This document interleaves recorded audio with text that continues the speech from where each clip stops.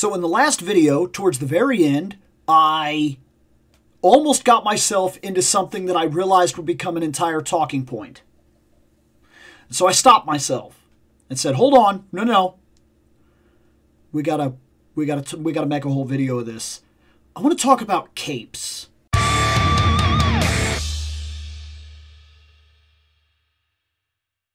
So what am I going on about? Toys have evolved quite a bit in my lifetime. Quite a bit. Like, that is another thing about being in this hobby that is amazing to me, is seeing the progression of where I was. The sun is like really coming in today. Seeing the progression of where I was when I was a kid and the toys that I grew up with and where I am now as an adult, and seeing just how far they've come. And I know this idea, oh, toys were better when we were kids. I don't believe that for a second. I don't believe it for a second. See, when we were kids, at least when I was little, I remember one of my first Supermans being a lot like this. This is, of course, my Flesher Superman that I got for the new Superpowers lines.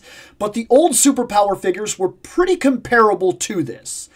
Some would argue they were better. Some would argue these are better.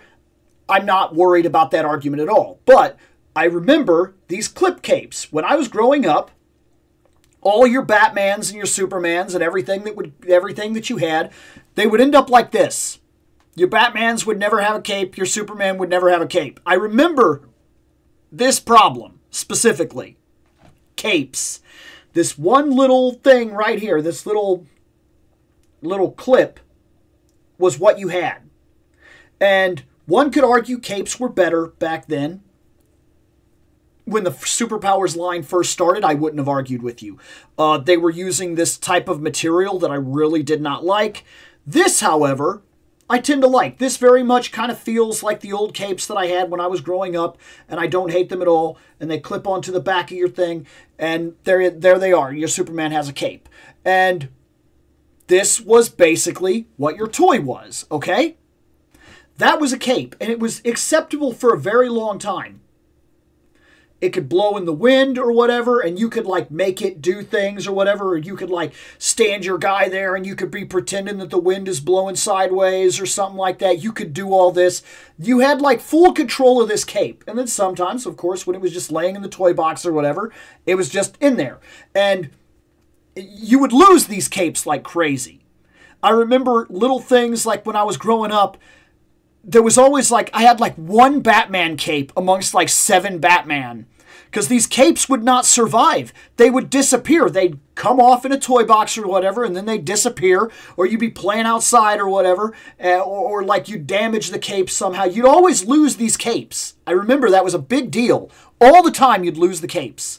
And so I had like one cape that I was like swapping around the Batmans. Like, okay, he's wearing this outfit. Now he has the cape, yada, yada.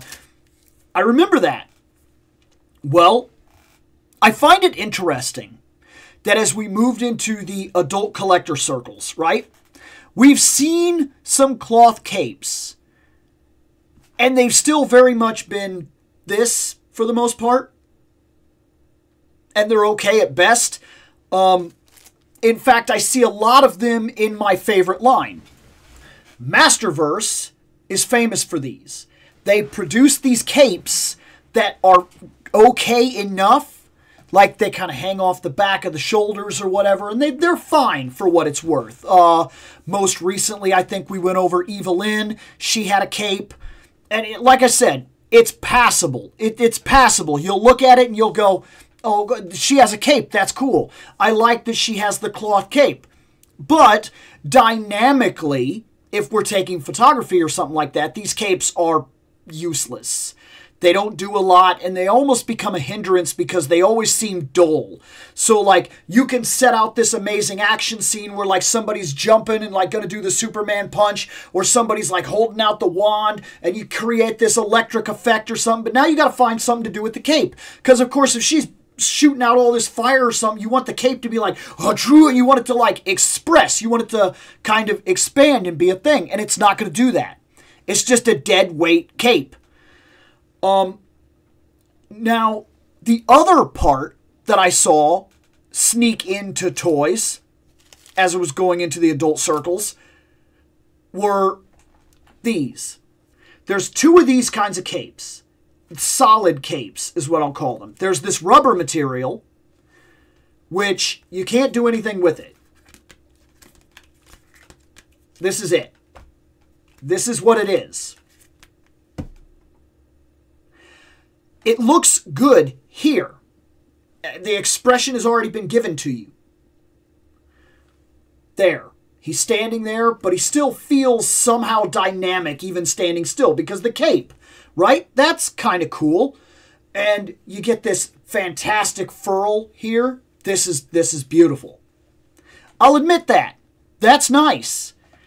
But say you wanted him to be swinging. You want him to be like he's standing up on the, say he puts his foot up on the gargoyle or whatever, and he puts his hand out and he shoots the grapple hook. And like, remember in like Batman the Animated Series, he would go, and the cape would like fly up and kind of express. You can't do that here. The cape is never going, it will always resettle. It's a problem. It's a legit problem.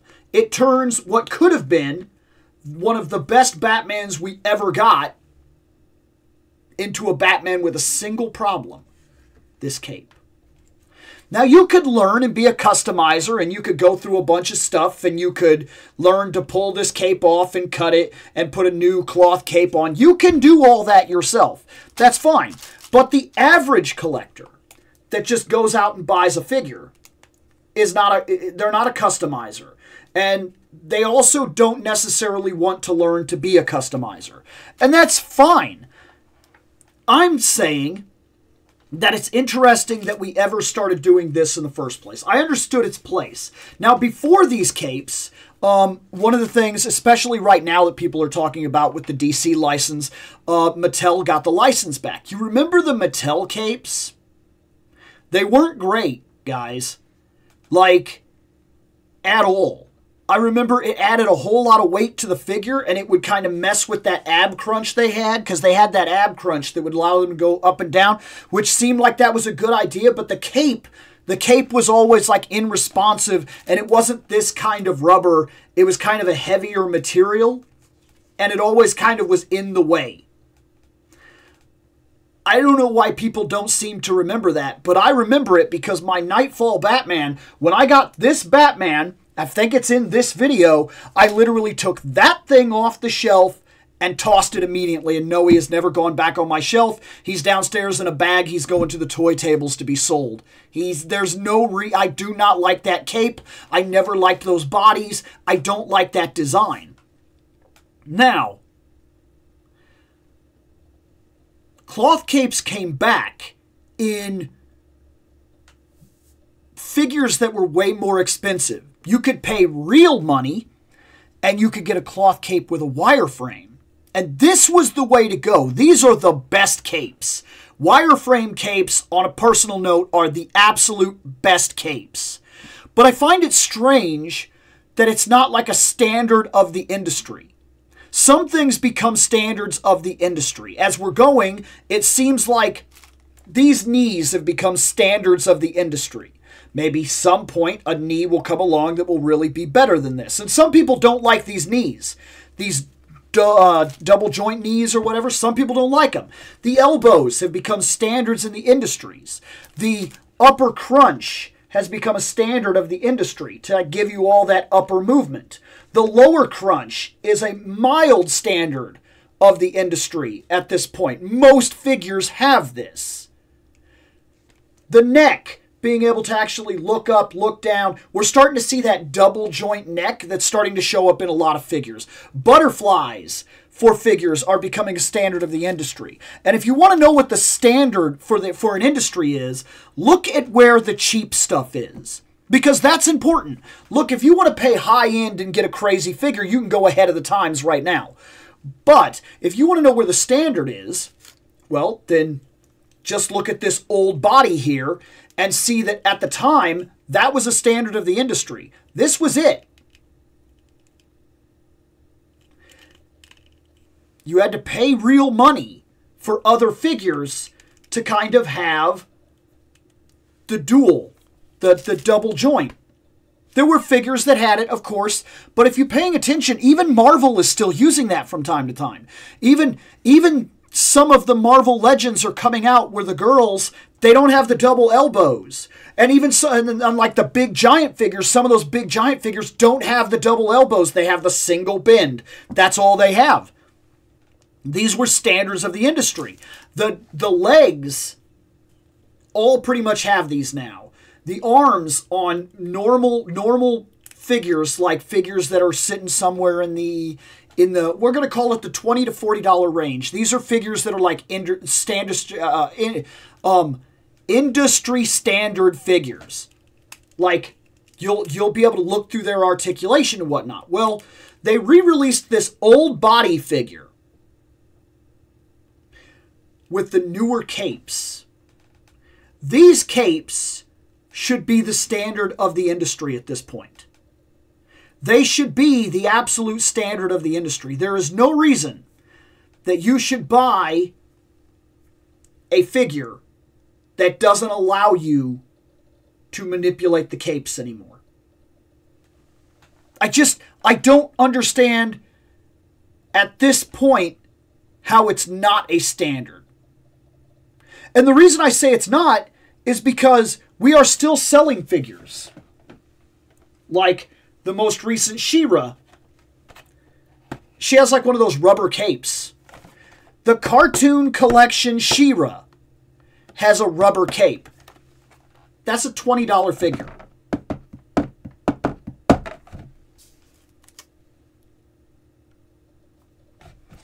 This is more plastic. One could argue more sculpt detail. Arguable. But I think you'd be right if you made that argument. This is made simplistic on purpose. It's meant to kind of replicate an older toy. So we let some stuff go. And if the idea for this to be an older toy is that it has this older cape design, then that's fine. And maybe you could argue even for this, that that's true. But then why are we still getting capes without wireframes in other lines? Why are we still seeing the rubber capes that are showing up? I just did a figure. This rubber cape thing. What are we going to do with that? Like, excuse me. Capes are a weird thing in the toy industry. I find them to be a strange issue that nobody seems to have. Nobody in the toy industry seems to be agreeing. Is it more money? Because I don't know. Does it somehow cost less money to produce the rubber cape? Is that why? Is it a cheap out thing? If it is, I'd say that's a problem in its own right. We shouldn't be trying to cheap out. I understand cost-cutting procedures sometimes. I very much get that. But sometimes, if a figure demands a cape and demands that that cape have a certain level of dynamic range, and also if you are building figures very blatantly for the adult audience, and if you are claiming something like, hey, we're taking the old line and kind of modernizing it. Well, part of that modernization, I would argue, taking us back to the She-Ra, if you want to modernize this figure, you want it to basically be like a toy you would have bought in the 80s if this She-Ra had actually come out in the 80s and been based on the cartoon. That's this. But you also said that you were modernizing these figures. You wanted to modernize these figures. So you gave them knees and arm joints and in some cases like this decent range of motion that they simply did not have when we were growing up. Why not the dynamic wireframe cape? What is the reason? Was it the idea that producing the rubber cape would be more on par and give you that feeling like it was an old toy? Because then I would argue old toys of that time had these capes. Why is this cape not with the She-Ra? Why, like literally this cape? Like literally just take this cape and put it on the She-Ra. Why? Like, woo, what's going on? Calm down, Superman. Like, I am legitimately curious what that's about. And sometimes with Origins, oh my gosh, some of those capes are awful. Like those big giant capes, like some came with Skeletor, one came with King Randor, another came with Scareglow, and they're like these big giant pain capes. Like they're very heavy and they make the characters fall over and they can almost be used as a kickstand. Like, what is that about? Like that, those capes are awful. They're awful. And one could argue in the Star Wars Black Series, now that I'm looking over at that shelf, how come the Jedi robes at this point don't have the same dynamic wireframe? Like, can you imagine the Jedi robe with the wireframe just on the outside part? So that you could actually, like, have the lightsaber or something like this, Well, first off, we need to update those figures dramatically because they need those elbows and they need some butterflies in that line so that Qui-Gon and other Jedis could actually hold a sword like this. And then can you imagine if you could manipulate the robe? Now, if you want to pay high value, you can get that right now. But how come that's not a standard of the industry? And we have to raise the bar a little bit. I feel like it should be. How many Vaders can we get Vader over and over and over and over and over and over and over? Now, getting better and better and better, one could argue, with the way that the articulation and everything is going in the line. And like he looks good, and we just keep getting Vader after Vader after Vader.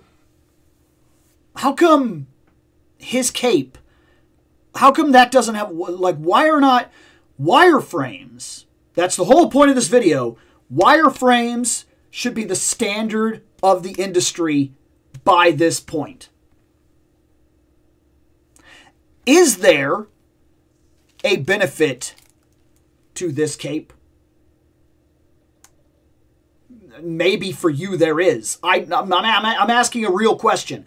In some cases, like that does look good. One could argue. But then I would also argue that if I wanted to, and I want to manipulate it and play around, I can create an effect very similar to that.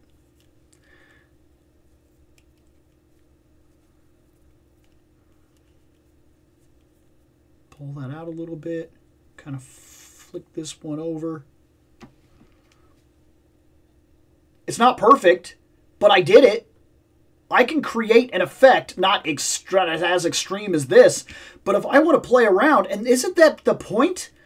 Isn't that the posing and everything, the point to kind of play around and get the cape where you want it? Now, we also got to be careful about the kind of material. This is a decent material cape. Some of the other capes are not the greatest material. The Adam West Batman comes to mind. His material's a little funny, and his cape is also like really, really big. I think capes are weird in the action figure scene. I think they're a weird product that is open to a lot of debate. Even Jada Toys, when they did their M. Bison, he had a full wireframe cape. Like, it's a wireframe cape, and he is at the industry standard price. These are industry standard price. They are pretty much all coming with wireframe capes now. I think that we're at that point. All figures should have industry standard wireframe capes. I just wanted to talk about this, and I kind of wanted to reminisce a little bit and just kind of get a toy topic out here, specifically talking about capes, because this is something that I have watched develop and change over the years.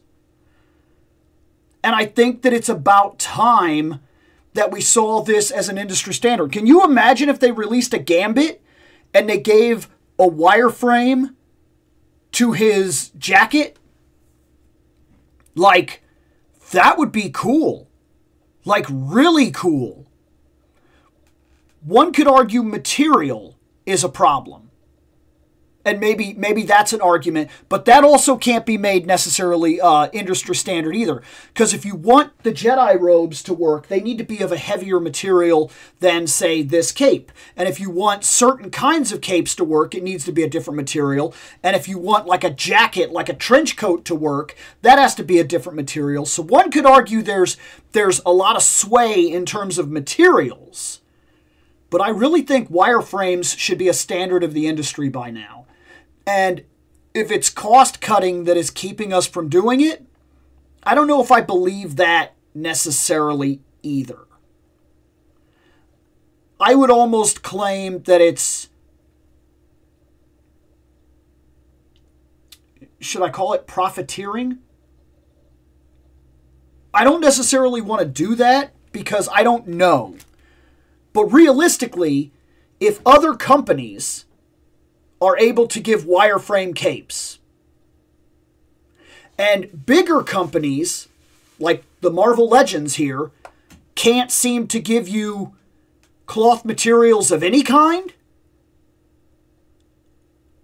I'm in need of an explanation as to why.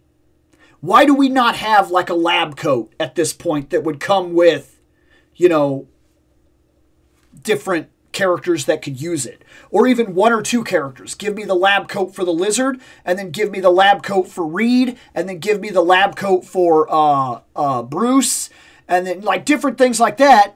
And then I could swap those lab coats around if need be for different situations, like having Spider-Man still in the complete spider costume, but since he's like this nerdy kid that just kind of gets into that kind of stuff, like he's sitting in there doing science with Reed, but he's not in his civilian clothes, he's in full spider gear, but he's wearing the white, you know what I mean? Like, am I not spot on with how that would look? Like, and if it was wireframe, he could do science as he holds up a beaker and like his you know, it flares out and everything. Da-da. And isn't that part of comic books, is expressness? Like, expression is easily 50% of comics. People don't just stand there. Superman hovers slightly above the air and his cape kind of blows. Dr. Doom doesn't just announce his plan. He stands up, he turns to the world, he puts his hand out, his cape flows everywhere, even though there cannot possibly be enough wind for that to happen. Comics are expression. Action figures are art. Posable action figures are the art of you creating your own expression inside of this art. They should all be wireframe at this point. What do you think? Am I going crazy over nothing? Where do you think the standard of the industry should be? Let me know. I'm actually interested in this one.